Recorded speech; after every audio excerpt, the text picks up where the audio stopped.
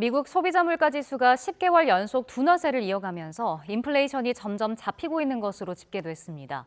하지만 가파른 금리 인상의 역효과로 소비자들이 지갑도 닫고 있는 것으로 나타나 경기 침체 우려가 동시에 확산하고 있습니다. 워싱턴에서 권준기 특파원이 보도합니다.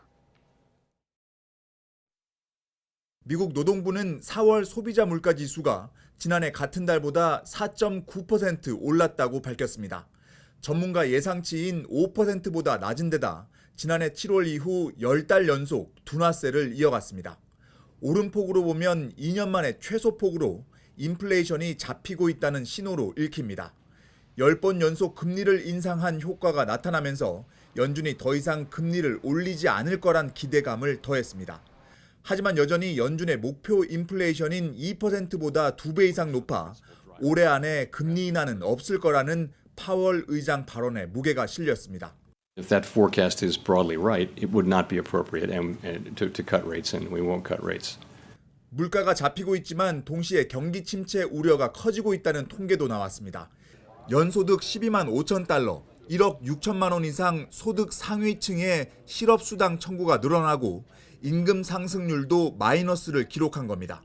특히 4월 카드 사용액이 2년 만에 처음으로 감소한 것으로 집계돼 소비자들이 지출을 줄이는 것으로 나타났습니다. 부채 한도 인상을 놓고 벼랑 끝 대치를 이어가고 있는 백악관과 공화당은 새로 나온 물가 지표를 두고 각자 유리한 방식의 해석을 내놨습니다. 공화당은 정부의 방만한 지출을 여전히 높은 물가의 원흉으로 지적하면서 예산 삭감을 주장했습니다.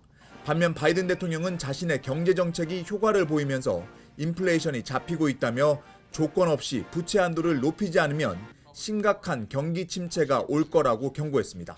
8 million Americans would lose their jobs, including 400,000 New Yorkers alone. Our economy would fall into recession, and our international reputation would be damaged in the extreme. 뉴욕 증시는 인플레이션이 잡히고 있다는 지표에도 경기 침체 우려가 제기되면서 혼조세로 마감했습니다. 워싱턴에서 YTN 권준기입니다.